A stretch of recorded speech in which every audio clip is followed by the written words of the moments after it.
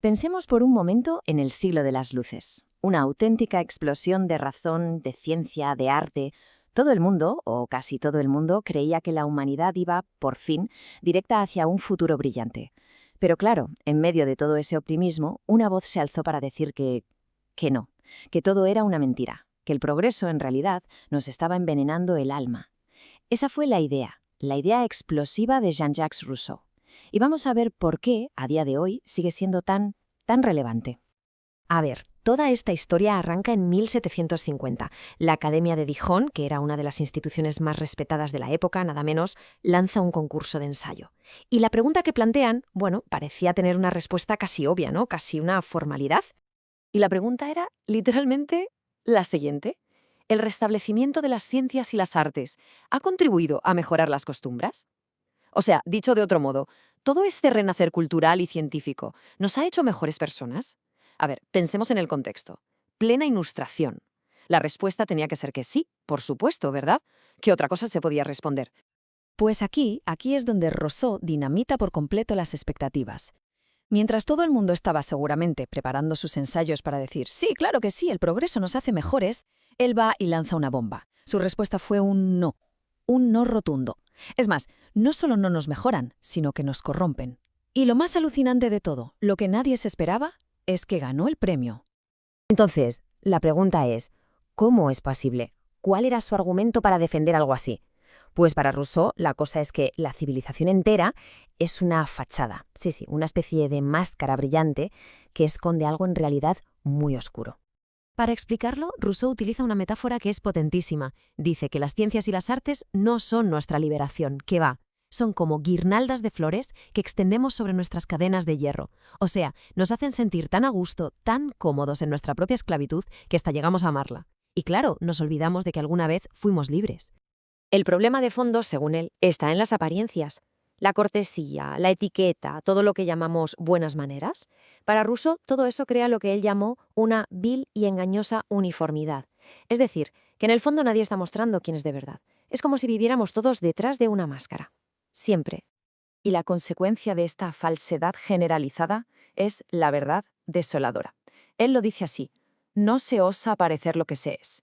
Y esto nos mete de lleno en una sospecha constante. ¿Con quién estamos hablando realmente? ¿Qué es lo que piensa de verdad la persona que tenemos delante? La conexión humana, la de verdad, se vuelve prácticamente imposible.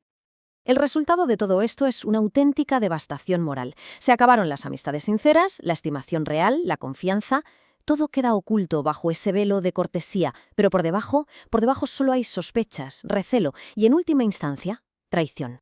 Y para que nadie pensara que estaba exagerando, Rousseau se apoya en la historia.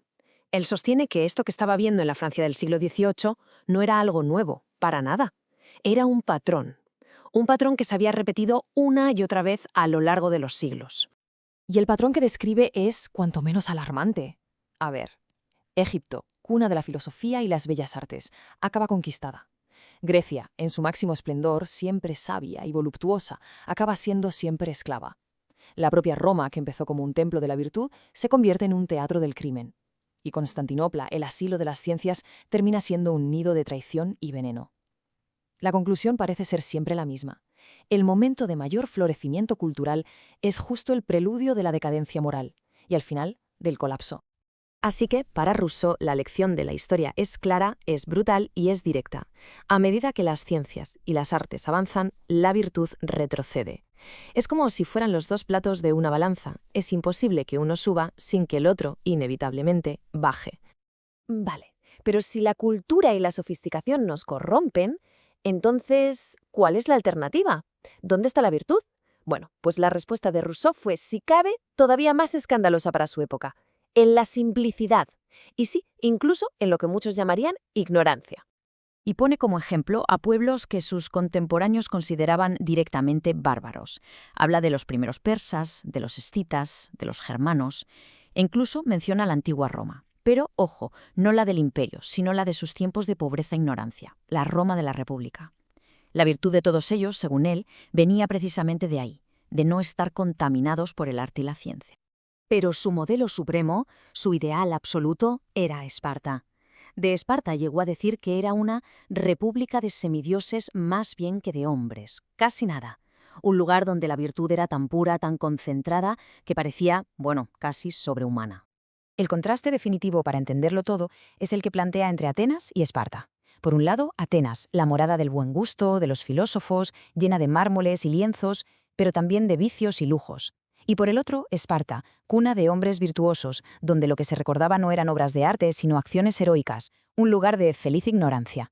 Para Rousseau, no había color, estaba claro cuál de las dos era superior. Bien, y todo esto nos lleva a la parte final de su argumento, a la pregunta del millón. ¿Cuál es el verdadero coste del saber? ¿Qué es lo que perdemos de verdad cuando elegimos el conocimiento por encima de la virtud? Pues lo primero que se pierde, según Rousseau, es la resistencia al lujo. Y ojo, porque para él, el lujo no es simplemente tener cosas bonitas o vivir cómodamente. No, es un veneno moral. Nace, dice él, de la ociosidad y de la vanidad que fomentan las ciencias y las artes. Y por su propia naturaleza, es el enemigo número 1 de las buenas costumbres. Debilita a los imperios. El intercambio, la verdad, es desolador. Pensemos en lo que ganamos: conocimientos sublimes, lujo y comodidad, cortesía. Pero fijémonos ahora en lo que perdemos: las virtudes militares, el amor a la patria, las amistades sinceras y, sobre todo, dice él, la fuerza del alma. El balance, desde luego, no parece salir a cuenta. Y su lamento final es casi un grito. Dice: «Oh virtud, ciencia sublime de almas ingenuas, ¿es preciso tantas penas y tanto aparato para conocerte?» Es una pregunta potentísima, ¿no? Al final, su respuesta a esa pregunta es de una simpleza radical. La verdadera filosofía, la verdadera sabiduría, no está en los libros ni en los laboratorios, ya está dentro de cada uno. Lo único que hace falta es aprender a escuchar la voz de la conciencia, en el silencio de las pasiones. Y así, la pregunta de Rousseau, lanzada hace ya más de 250 años, resuena hoy, yo diría que con más fuerza que nunca. En nuestra era de la información, con acceso instantáneo a todo el conocimiento humano en el bolsillo, ¿nos ha hecho esto mejores? ¿O simplemente hemos vuelto a hacer lo mismo? ¿Hemos construido unas guirnaldas de flores digitales mucho más sofisticadas para decorar las mismas viejas cadenas de siempre? Ahí queda la pregunta.